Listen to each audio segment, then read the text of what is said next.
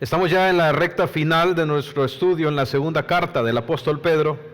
Y a modo de introducción quisiera recordarles un poco acerca de cuál es lo que qué es lo que Pedro nos enseña a lo largo de esta carta. En el capítulo 1, Pedro anima a los cristianos, a los creyentes a crecer en su relación con Dios, a crecer en su carácter como cristianos, que ellos puedan avanzar en su vida espiritual. Para Pedro es importante que los creyentes crezcan en su conocimiento del Señor Jesucristo, que no se estanquen, que avancen. Todos, hermanos, todos nosotros debemos estar avanzando en nuestra vida espiritual. Ese es el proceso de santificación en el cual nos encontramos los que conocemos al Señor Jesucristo. En el capítulo 2, el apóstol Pedro describe con un alto nivel de detalle cómo es el perfil de un falso maestro. ¿Cuál es su carácter? ¿Cómo operan? ¿Cómo influyen a las personas?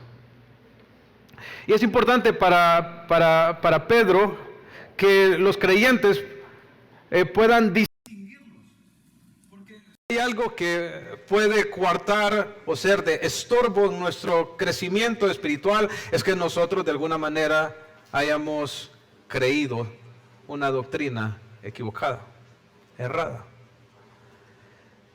Los falsos maestros son un peligro, siempre lo han sido, aún al día de hoy. Y nosotros como iglesia debemos de ser capaces de distinguirlos. Y hermano, y quiero que pueda reflexionar. Usted es capaz de discernir si una persona que se para a enseñar la Biblia es un genuino maestro, realmente un siervo de Jesucristo, o no lo es.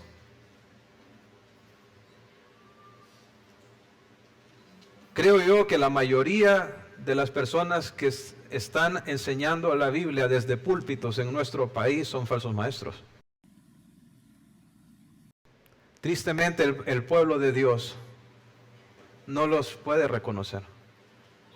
¿Sabe por qué? Porque no conoce la Biblia. Porque la iglesia, el pueblo de Dios, no conoce la palabra. Entonces se cree en todo lo que le dicen.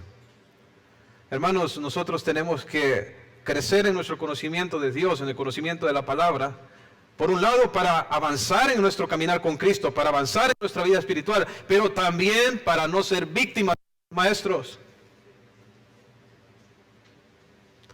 Ahora, en el capítulo 3, que es el último capítulo de esta breve carta del apóstol Pedro, Pedro trata en particular con una falsa enseñanza que estaban promoviendo, valga la redundancia, los falsos maestros, de que la venida del Señor Jesucristo no se iba a dar porque ya se había tardado demasiado. 30 años habían pasado desde que el Señor Jesucristo había ascendido y las cosas seguían igual. Entonces ellos estaban diciendo, miren, todo sigue como desde el principio, el Señor Jesucristo no va a regresar.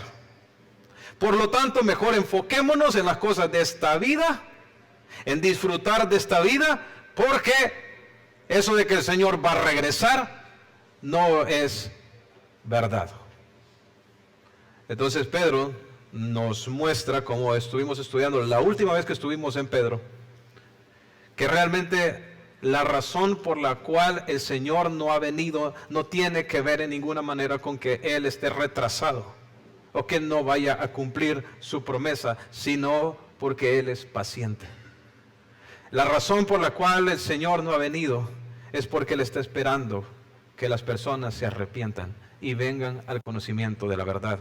La razón por la cual el Señor Jesucristo no ha venido a juzgar al mundo es porque todavía hay personas que necesitan arrepentirse, necesitan creer en Él. Por eso es que Él detiene su juicio. Entonces no tiene nada que ver con el hecho de tardanza. El Señor es eterno. Es más bien el que el Señor está dando oportunidad a los hombres para que se arrepientan. Para que se arrepientan. Entonces, eso es lo que vemos ahí en ese capítulo 3. Y Pedro también nos muestra que a la luz de la venida del Señor Jesucristo, nosotros debemos de vivir de una manera diferente. De una manera diferente. Esta doctrina que estos falsos maestros estaban tratando de menoscabar es realmente una doctrina fundamental para nosotros como creyentes. Nosotros debemos de vivir expectantes, esperando y anticipando la venida del Señor Jesucristo. La venida del Señor afecta la manera en cómo nosotros vivimos. Nosotros necesitamos vivir con una perspectiva eterna. Necesitamos poner los ojos en los cielos y no enfocar ni dar prioridad a lo terrenal. Y creo que eso es lo que de hecho va a ser el tema de lo que vamos a estar estudiando el día de hoy. Así que quiero invitarles a abrir sus Biblias e ir a 2 de Pedro, capítulo 3, versículo 11. 2 de Pedro, capítulo 3, versículo 11. Dice así la palabra de nuestro Dios: puesto que todas estas cosas han de ser deshechas, ¿cómo no debemos nosotros andar en santa y piadosa manera de vivir, esperando y apresurándoos para la venida del día de Dios, en el cual los cielos encendiéndose serán deshechos y los elementos siendo quemados se fundirán? Pero nosotros esperamos, según sus promesas, cielos nuevos y tierra nueva en los cuales mora la justicia. Quisiera hacerles una pregunta, hermanos. ¿Cómo vivirían las horas restantes de este día si ustedes supieran que el Señor Jesucristo va a regresar hoy en la noche? Quiero que piensen. Si ustedes supieran que el Señor viene ya hoy en la noche,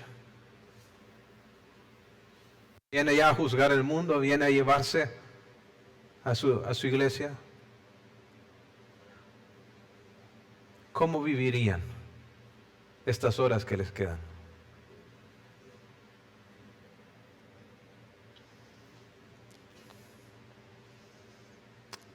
Saldrían probablemente de aquí para ir a ver lo más que puedan de Netflix, ¿no es así? Probablemente irían una hora a orar, o más tal vez. ¿En qué se enfocarían? ¿Cuáles serían sus prioridades? De aquí a la noche, si supieran que a las 7 va a venir el Señor. Probablemente planificarían su día muy distinto a como lo han planificado hoy. Lo cierto, hermanos, es que así es como nosotros debemos de vivir. Nosotros debemos de vivir cada día a la luz del inminente regreso del Señor Jesucristo. El Señor Jesucristo puede venir en cualquier momento. Y nosotros necesitamos estar preparados. El problema, hermanos, es que nosotros vivimos tan enamorados de esta vida, haciendo planes como que esta fuera nuestra morada permanente. Pero, ¿qué nos está diciendo Pedro en este texto? Miren el versículo 11, puesto que todas estas cosas serán, ¿qué? Desechas. Desechas. ¿A qué está haciendo referencia Pedro cuando dice estas cosas? Se está refiriendo al mundo como lo conocemos. Todo el mundo material, tal y como está en este instante, dejará de ser. Será consumido dice aquí, será deshecho. Hermanos, nosotros tenemos que vivir considerando la temporalidad de lo terrenal. Eso nos va a ayudar a nosotros a vivir con la perspectiva correcta de las cosas. Miren, el hecho de que nosotros no tengamos presente la realidad de que todo en esta vida es temporal, nos hace poner nuestras prioridades y tomar decisiones al revés de cómo deberíamos hacerlo. Les voy a dar un ejemplo. ¿Qué es más importante? ¿Su casa o los niños en su casa? ¿Qué es más importante? ¿Las paredes o los niños en la casa? ¿Quién es más importante? Los niños. ¿Por qué? Bueno, podríamos decir, porque son seres vivos, son seres humanos. ¿Y cuál es la característica de los seres humanos? Es que somos eternos. Somos eternos. O sea, nosotros vamos a morir y vamos a seguir existiendo. Ahora, pero muchas veces, ¿a qué le damos más importancia? ¿A las paredes o a los niños?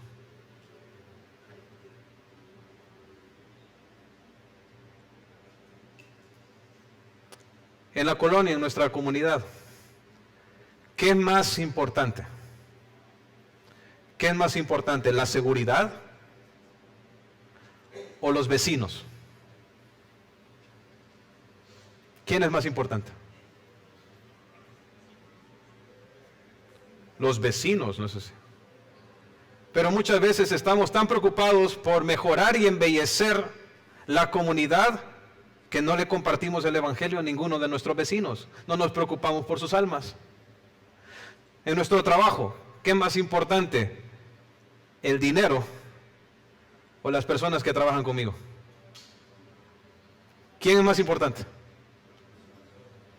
Le está costando decirlo, ¿verdad, hermanos?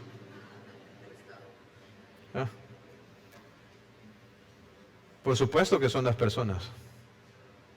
Pero ¿a qué le damos prioridad normalmente?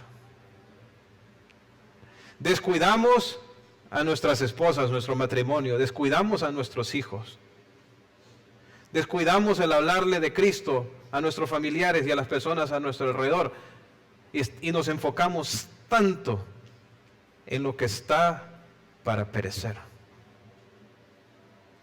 ¿Qué va a pasar con la casa que te ha costado tanto dinero, tanto trabajo en construir? Será deshecha.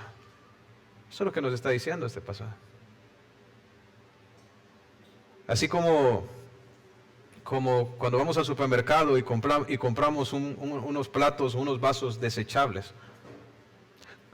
¿Por qué compramos ese tipo de platos? Porque solamente son para un uso temporal. Lo vamos a usar una vez y luego lo vamos a tirar. No son para uso permanente. Pues toda esta tierra, así como la vemos, está para ser desechada. Es como un plato desechable. Y en ella vamos a poner todo nuestro corazón. Ahí vamos a poner toda nuestra inversión. En lo que está para ser destruido, hermanos. Pueden ver cómo la realidad de que todo es temporal afecta la manera en que nosotros vivimos y las cosas a las que le damos prioridad. Y con esto no estoy diciendo que nosotros no debemos de cuidar las cosas que Dios nos da y no debemos de salir a trabajar. Por supuesto que no, hay que hacer eso. Pero nosotros tenemos que entender cuál es la prioridad en todo lo que nosotros hacemos. Lo más importante es lo espiritual. Porque lo espiritual es de carácter eterno.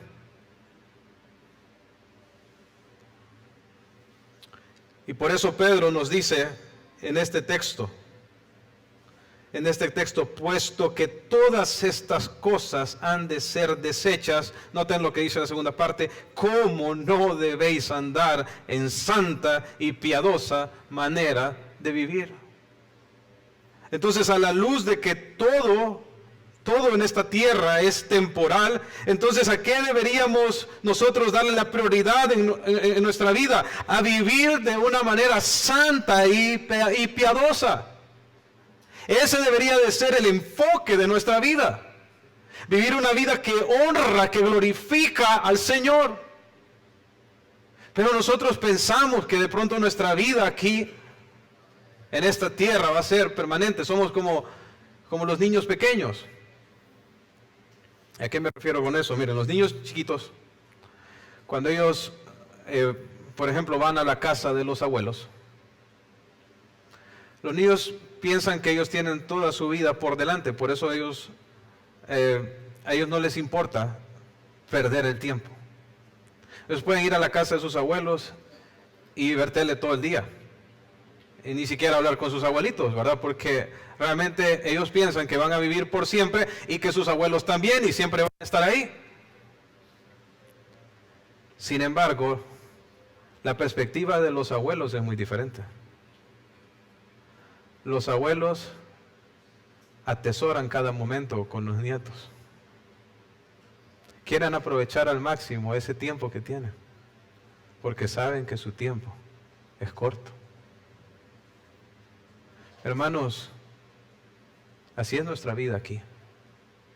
Es corta, es como neblina, es breve.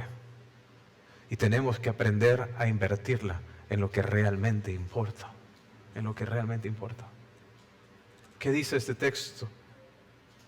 ¿Cómo no debéis vosotros andar en una santa? Y una mejor traducción de esta frase sería: ¿qué clase de personas deben de ser? ¿Qué clase de personas? No deberíamos de ser como la gente sin Dios. Miren, la gente del mundo vive enfocada en las cosas de esta tierra porque es lo único que tienen. Es lo único que tienen. Su disfrute aquí es lo único. Luego les espera la maldición eterna. Lo único que ellos tienen es esto. Entonces por eso dan todo por esto. Pero nuevamente es como el Señor Jesucristo dijo, ¿verdad? Aquel que oye mis palabras y no las hace, le compararé con un hombre que construyó su casa sobre la arena. Es construir sobre la arena, porque luego van a venir los vientos, va a venir el agua y se lo va a llevar todo. ¿De qué sirve al hombre si gana el mundo y pierde su alma? Ahora, nosotros, hermanos, no podemos vivir. Nosotros no podemos vivir, hermanos, de esa manera. Nosotros no podemos vivir como la gente que no conoce a Dios, como los que no tienen esperanza. Nosotros sabemos que nos espera una vida al lado de nuestro Dios y que esperan recompensas para todos aquellos que vivieron fielmente para Jesucristo. Y que lo que hacemos con nuestra vida acá importa, porque si nosotros glorificamos a Dios con nuestra manera de vivir, eso nos añade mayor peso de gloria allá. Entonces no podemos vivir enfocados en lo terrenal, en lo material. Debemos de vivir enfocados en lo espiritual. Y dice, ¿cómo no debéis vosotros andar? ¿Cómo? En una santa y piadosa manera de vivir. Eso es lo que tenemos que hacer nosotros, vivir una vida santa. ¿Qué es esto de una vida santa? Significa una vida consagrada, una vida apartada del pecado, una vida entregada al Señor. Eso es la idea de una vida santa, una vida apartada, que yo estoy rendido, yo estoy viviendo para el Señor. Él es lo más importante en mi vida. Es una vida de purificación, es una vida de santificación. La Escritura dice en 1 de Juan 3:3, todo el que tiene esta esperanza se purifica a sí mismo. O sea que lo que buscamos los creyentes, debido a que tenemos la esperanza de nuestro encuentro con el Señor Jesucristo, es que nos purificamos. Nos esforzamos por parecernos cada vez más a Jesucristo. Ahora, ¿cómo se lleva a cabo la santificación? ¿O cómo crecemos en la santidad? Pues hay muchas formas. Una de ellas es a través de la confesión de pecados. Necesitamos confesar nuestros pecados, no justificar nuestros pecados, sino ser humildes y reconocer cuando fallamos. Confesarle nuestros pecados al Señor, confesar los pecados a los demás. ¿De qué otra manera? A través de la palabra, de conocer la palabra. Jesucristo dijo en su oración sacerdotal al Padre: santifícalos en tu verdad, tu palabra es la verdad. Es por eso que aquí en la iglesia estamos estimulándolos todo el tiempo, animándolos a estudiar la palabra. Por eso hay personas que de pronto te buscan para empezar algún tipo de discipulado. ¿Por qué? Porque nosotros entendemos que el crecimiento espiritual viene como un resultado de estar sumergidos en la palabra de Dios. Necesitamos la palabra en nuestra vida, necesitamos leerla, necesitamos meditarla, necesitamos memorizarla, necesitamos estudiarla, necesitamos saturar nuestro corazón de la palabra de Dios. Esa es la manera en que nosotros crecemos, la manera en que nos santificamos. La oración, hermanos, es fundamental. Velad y orad, le dijo el Señor Jesús a sus discípulos, para que no entréis en tentación.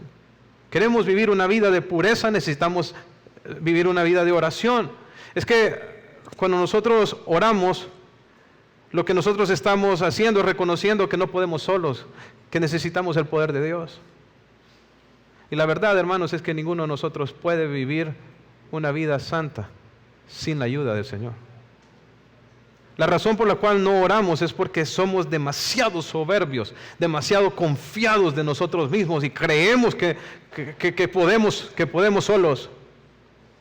¿Tú crees realmente que vas a poder tener el matrimonio, de acuerdo como dice la Biblia, en tu fuerza? ¿No te has cansado de fracasar tratando de llevar adelante tu familia sin Cristo? ¿No te cansas de fracasar? Por eso oramos, porque reconocemos que lo necesitamos, que no podemos sin Él, que necesitamos la ayuda del Señor. Necesitamos a nuestros hermanos en Cristo, por eso damos prioridad a la comunión. Es otra de las maneras en que crecemos y avanzamos en nuestra santificación. Entonces, hermanos, necesitamos vivir una vida santa, pero también dice piadosa. ¿Qué es piadosa? Piadosa es una vida en el temor del Señor, con reverencia delante de Dios. ¿Y cuál es la idea? Pues, de pronto ustedes han escuchado respecto a este atributo de Dios, han escuchado de que Dios es omnipresente. ¿Sí? ¿Qué significa? Que Dios está en todo lado, en todo lugar. Ahora, pero lo que ese atributo de Dios significa, no es que Dios o partes de Dios están en un lugar y partes de Dios están acá. Es que Dios en su totalidad está en todo lugar. O sea, Dios está aquí en toda su plenitud. Eso es lo que la omnipresencia significa. Ahora, pensemos un poco de manera práctica con respecto a este atributo de Dios entonces. Si la plena presencia de Dios está en todo lugar, eso significa que todo lo que nosotros hacemos, lo hacemos en la cara de Dios. Todo. O sea que las cosas que hacemos para la gloria del Señor, nuestros actos de obediencia, nuestras buenas obras, las hacemos en la cara de Dios. Pero también cuando pecamos, lo hacemos en la cara de Dios.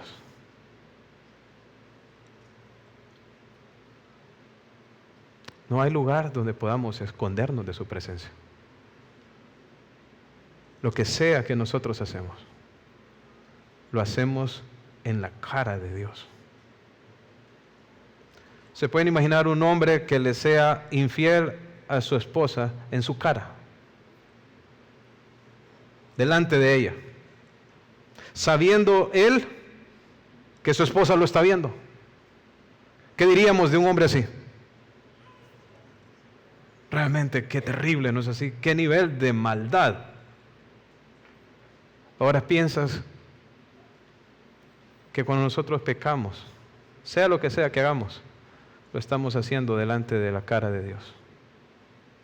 ¿Saben qué es vivir una vida piadosa? Es que yo vivo una vida reverente, de temor ante Dios, porque sé que toda mi vida está delante de sus ojos, que yo vivo delante de su rostro, de que Él está presente en todo lugar y en todo momento. No importa si estás en público o estás solo con tu computadora, donde sea, el Señor está ahí. Y cuando nosotros vivimos con esa manera de pensar, con esa realización de que Dios está ahí presente, eso nos motiva a nosotros a vivir una vida distinta. Porque no queremos fallarle. Esa es la manera como nosotros debemos de vivir, hermanos, a la luz de que todas estas cosas que vemos aquí serán desechas. Necesitamos vivir una vida santa, una vida piadosa.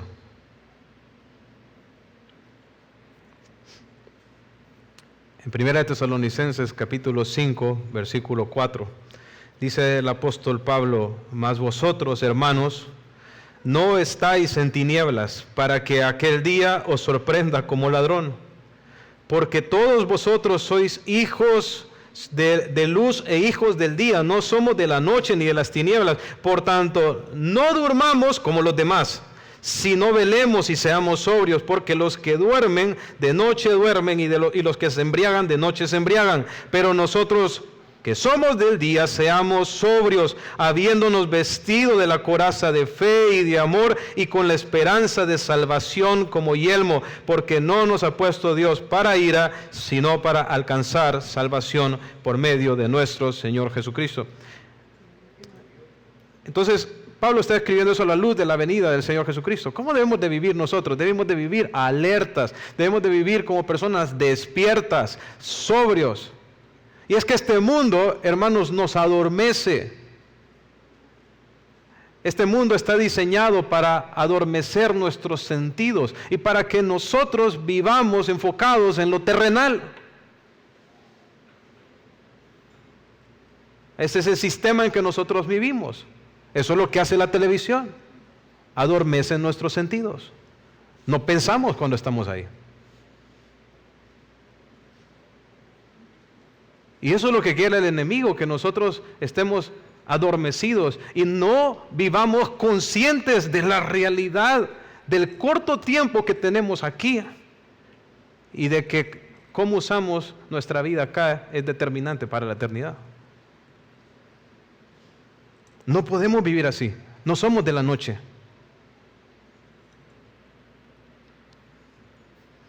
Debemos, hermanos, vivir una vida consagrada, pero también una vida con expectación. Dice en el versículo 12, esperando, dice, y apresurándoos para la venida del día de Dios, en el cual los cielos encendiéndose serán deshechos y los elementos siendo quemados se fundirán.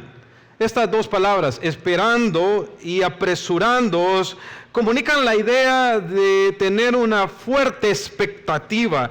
Hace referencia a anhelar y desear de manera intensa algo. O sea que los creyentes debemos de ¿qué? De estar anticipando, de estar deseando, anhelando fuertemente el día de Dios, la venida del Señor Jesucristo. Así es como nosotros debemos de vivir. Pero muchas veces pasa que los creyentes estamos desenfocados. A veces uno le pregunta les dice a los jóvenes, ¿verdad? Si ellos quieren que el Señor ya venga, y a veces le dice, ay, pero que me case primero.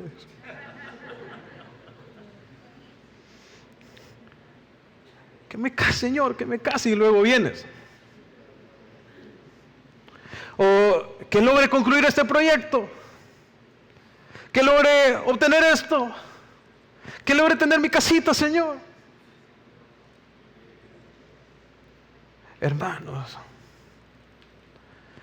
en el momento en que nosotros estemos delante de la presencia de Dios y veamos la gloria del Señor Jesucristo, todo lo que quedó atrás va a palidecer. Lo que hubieras podido llegar o lo que hubieras podido alcanzar no va a importar. En comparación con la gloria de Dios y del Señor Jesucristo, un matrimonio que pudiste tener no vale nada. No hay nada que se compare. No hay nada que se compare con la gloria de Dios. Y por eso nosotros, en lugar de estar tan ensimismados y enamorados de esta vida y de lo terrenal, deberíamos de tener nuestra mirada puesta en lo celestial y en lo que Dios tiene preparado para nosotros.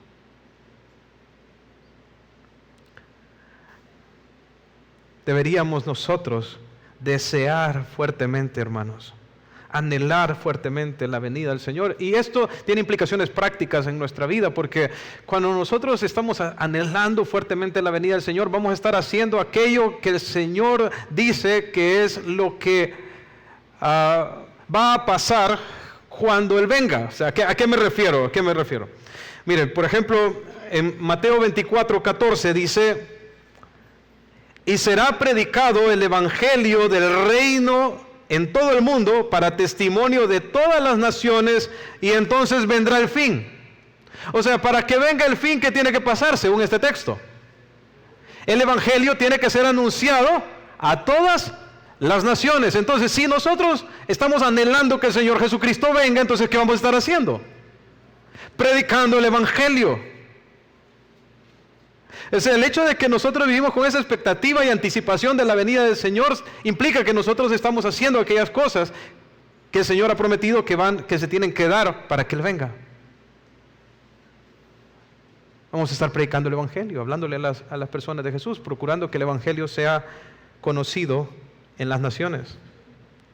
Vamos a buscar vivir una vida fructífera. Pablo, orando por los creyentes de Filipos, dice lo siguiente en Filipenses 1:9: y esto pido en oración, dice, que vuestro amor abunde más y más. O sea, Pablo quiere que ellos crezcan en el amor, que abunde el amor en ellos, pero no un amor ignorante, sino un amor en ciencia y en todo conocimiento.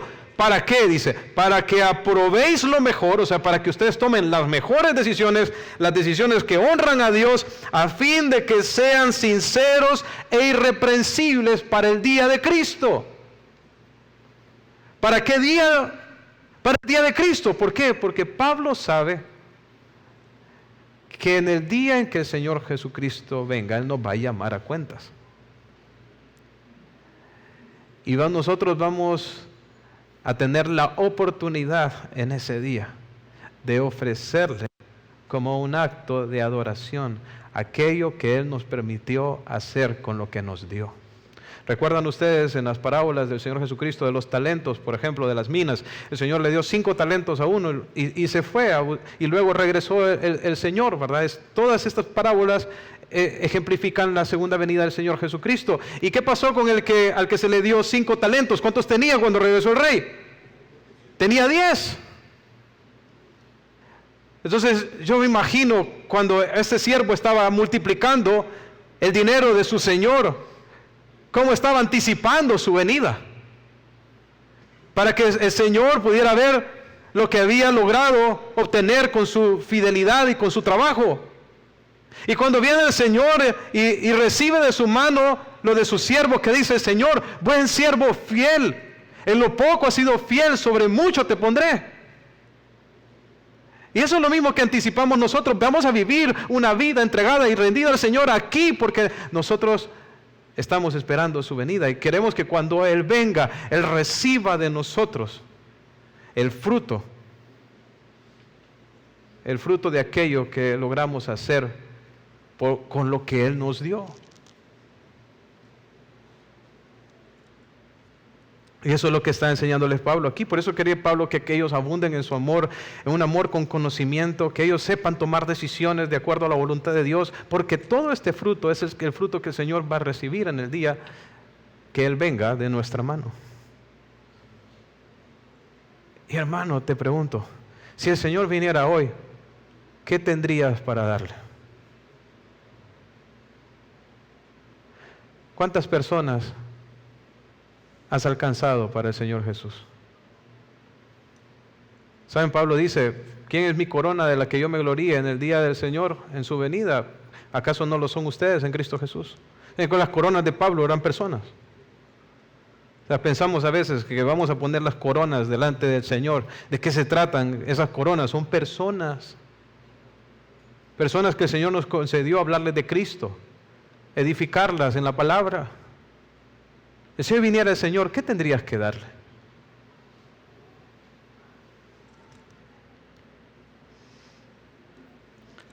Saben, cuando nosotros vivimos con esa expectativa y ese anhelo ferviente de la venida del Señor, nosotros vamos a estar buscando trabajar para Él, servirle a Él, predicar el Evangelio, vivir una vida santa. Ahora, sin embargo, es interesante que vemos en el texto que nosotros debemos de apresurarnos, de estar a la expectativa de la venida del día del Señor, pero pareciera como que este es un día terrible porque dice que en ese día los cielos se van a encender y serán deshechos y los elementos siendo quemados se fundirán. Y es que va a haber un grupo de personas para los cuales el día del Señor van a ser mala noticia. Para todos los que tienen su corazón puesto en lo terrenal, es mala noticia porque van a perderlo todo. Pero mala noticia, mira lo que dice, ¿para quién más es mala noticia? Isaías 13:6. Aullad. Aullad es un término de extremo dolor. Aullad porque cerca está el día de Jehová. Vendrá con asolamiento del Todopoderoso. Por tanto, toda mano se debilitará y desfallecerá todo corazón de hombre, y se llenarán de terror, angustias y dolores se apoderarán de ellos. Tendrán dolores como mujer de parto. Se asombrará cada cual al mirar a su compañero, sus rostros de llamas. He aquí el día de Jehová viene terrible y de indignación y de ardor de ira para convertir la tierra en soledad y raer de ella a sus pecadores. Por lo cual las estrellas de los cielos y sus luceros no darán su luz, y el sol se oscurecerá al nacer, y la luna no dará su resplandor, y castigaré al mundo por su maldad, y a los impíos por su iniquidad, y haré cesar la arrogancia de los soberbios, y abatiré la altivez de los fuertes. Entonces, si este es un día de mala noticia, ¿para quién? Para el soberbio. Mala noticia el día del Señor para el inicuo, para los pecadores, para los que rechazan el Evangelio, porque ese día van a ver al rostro incluso de su compañero y lo van a estar viendo ardiendo en llamas. Serán quemados así como Sodoma y Gomorra y experimentarán el fuego de Dios aquí como señal de que lo experimentarán por siempre allá. Eso es lo que les espera a todos los inicuos, los soberbios. Por eso, no resistas el llamado del Señor a la salvación. Si el Señor te está llamando para que te arrepientas de tu pecado, no seas soberbio, no seas arrogante. Aprovecha la oportunidad que el Señor te da y no esperes hasta que este día venga. Joel 2:30 dice: y daré prodigios en el cielo y en la tierra, sangre y fuego y columna de humo. El sol se convertirá en tinieblas y la luna en sangre antes de que venga el día grande y espantoso de Jehová, y todo aquel que invocare el nombre de Jehová será salvo. Entonces, realmente es un día terrible, hermanos, terrible para el pecador. Sin embargo, un día de mucho gozo y de alegría para nosotros. Dice en 2 Tesalonicenses 1:6, dice: porque es justo, dice, delante de Dios pagar con tribulación a los que os atribulan. O sea que el Señor va a pagarle con tribulación a los que en este momento nos están atribulando. Y a vosotros que sois atribulados, daros reposo con nosotros. ¿Cuándo va a ser este día del reposo para los creyentes? Cuando se manifieste el Señor Jesús desde el cielo con los ángeles de su poder en llama de fuego para dar retribución. Miren, ¿a quién? A los que no conocieron a Dios ni obedecen el evangelio de nuestro Señor Jesucristo, los cuales sufrirán pena de eterna perdición, excluidos de la presencia del Señor y de la gloria de su poder. Entonces, ese día, hermanos, el día del Señor es un día para nosotros, va a ser feliz. El cumplimiento de lo que hemos estado esperando toda nuestra vida, de ver a nuestro Señor, por fin llegó. Pero para los que rechazan el evangelio, dice que van a ser eternamente excluidos de la presencia de Dios. Van a sufrir eterna perdición.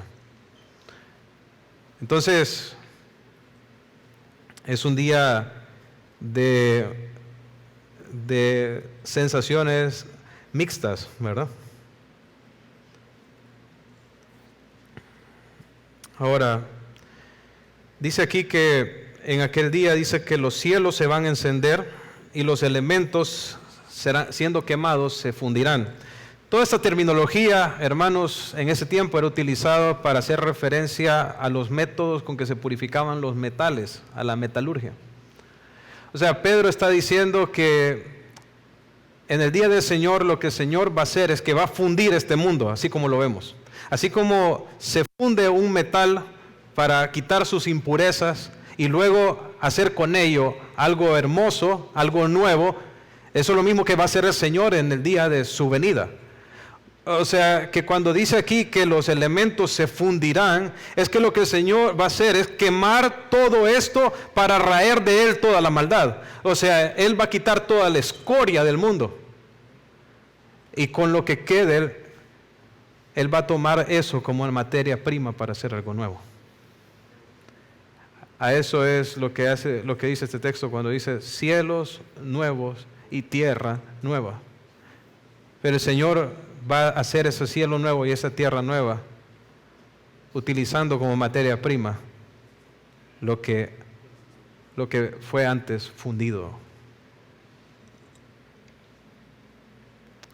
Y eso es lo que nosotros esperamos. Dice en el versículo 13, pero nosotros esperamos. Así es como debemos de vivir, hermanos, con esperanza, con nuestra mirada puesta en el galardón, con nuestra mirada puesta en lo eterno. Pero nosotros esperamos, según sus promesas, cielos nuevos y tierra nueva en los cuales mora la justicia. Nosotros estamos esperando según lo que Dios nos ha prometido.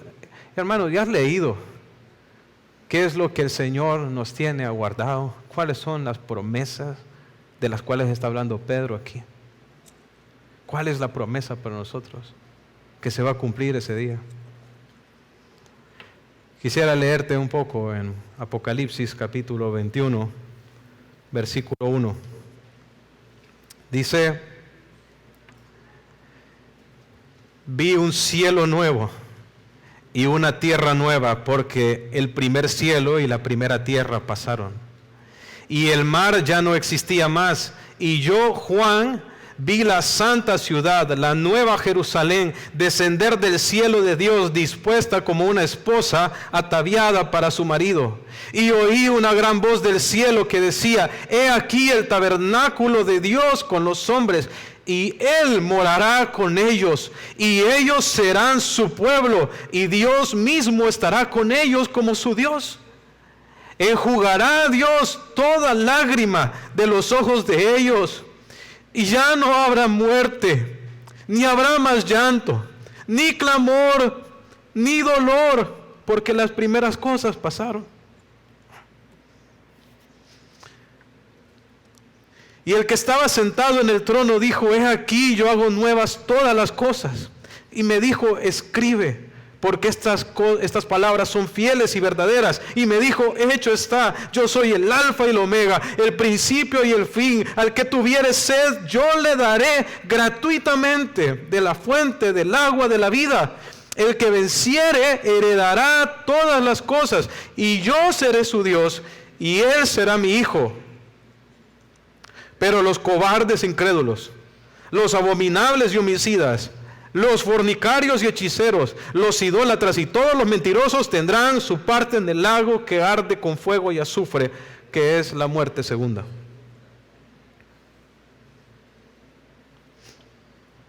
Ese es el 21. Miren el 22. 22, hay Apocalipsis también, versículo 1. Después me mostró un río limpio de agua de vida, resplandeciente como cristal, que salía del trono de Dios y del Cordero. En medio de la calle de la ciudad, y a uno y a otro lado del río, estaba el árbol de la vida, que produce 12 frutos, dando cada mes su fruto, y las hojas del árbol eran para la sanidad de las naciones. Y no habrá más maldición, y el trono de Dios y del Cordero estará en ella, y sus siervos le servirán, y verán su rostro, y su nombre estará en sus frentes. No habrá ahí más noche, y no tienen necesidad de luz de lámpara ni la luz del sol, porque Dios el Señor los iluminará, y reinarán por los siglos de los siglos. He aquí, yo vengo pronto, y mi galardón conmigo, para recompensar a cada uno según su obra. Yo soy el alfa y el omega, el principio y el fin, el primero y el último. Bienaventurados los que lavan sus ropas, para tener derecho al árbol de la vida y para entrar por las puertas de la ciudad. ¿Qué nos espera, hermanos? ¿Cuáles son la promesa de Dios para nosotros? Es que veremos su rostro. Veremos su rostro. ¿Saben? La promesa más linda de todo esto es ver al Señor cara a cara.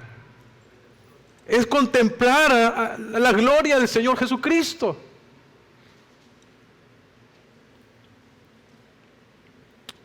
Y gozar de todo lo que Él tiene preparado para nosotros. Plenitud, paz y gozo como no conocemos hasta el día de hoy. Él va a enjugar toda lágrima de nuestros ojos. Se acabaron los funerales, hermanos. No va a haber más muerte, no va a haber más llanto, no va a haber clamor, no va a haber dolor. Ningún corrupto va a entrar en ese lugar. Se acabaron los pleitos del Congreso, las elecciones robadas. Se acabaron los proyectos sin terminar, la corrupción, la extorsión, todo. Se acabó el pecado. Eso es lo que nos espera a los que hemos puesto nuestra fe en el Señor Jesucristo. Eso es lo que anhela o debería anhelar todo hijo de Dios. Eso es lo que yo anhelo, hermanos. Anhelo al Señor. Anhelo el día en que ya no voy a pecar. No tienen idea cómo anhelo ese día.